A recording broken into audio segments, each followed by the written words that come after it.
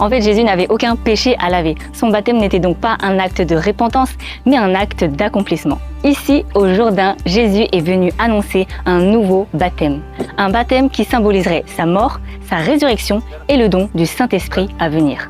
Jésus descend dans les eaux et remonte. Puis le ciel s'ouvre, l'Esprit de Dieu descend comme une colombe et une voix se fait entendre. Celui-ci est mon Fils bien-aimé, en qui j'ai mis toute mon affection. Et c'est un moment unique où les trois dimensions divines apparaissent ensemble. Le Fils Jésus dans l'eau, le Saint-Esprit qui descend et le Père parlant depuis le ciel. C'est le prototype parfait du baptême chrétien.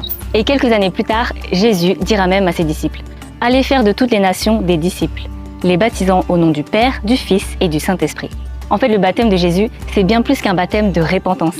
C'est le baptême d'une nouvelle vie. Et voici la preuve biblique. Dans Acte 19, Paul rencontre des disciples à Éphèse et leur demande « Quel baptême avez-vous reçu ?» Ils répondirent « Le baptême de Jean ». Paul leur dit « Jean a baptisé du baptême de repentance en disant au peuple de croire en celui qui viendrait après lui, c'est-à-dire en Jésus. » En entendant cela, ils furent baptisés au nom du Seigneur Jésus. En fait, les premiers disciples de Jean avaient bien été baptisés, mais ils ont dû recevoir un nouveau baptême après la révélation du Christ ressuscité. Et je tiens à préciser, le baptême apostolique n'était pas une institution. Il n'y avait ni hiérarchie, ni rituel superflu. C'était une manifestation puissante, immédiate et centrée sur la foi vivante en Christ. On croyait, on se repentait, on descendait dans l'eau et on ressortait renouvelé, scellé par l'Esprit. Et Pierre le confirme dans Acte 2.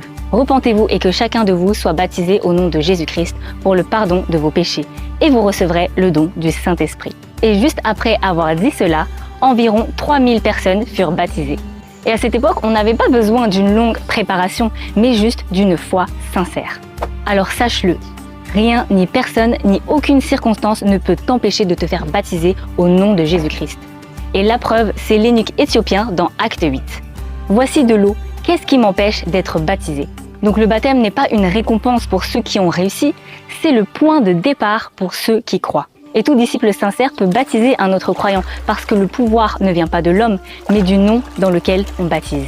Ici, au Jourdain, Jésus a inauguré un nouveau commencement, le passage des eaux vers la nouvelle vie. Et Paul le confirme dans Romains 6.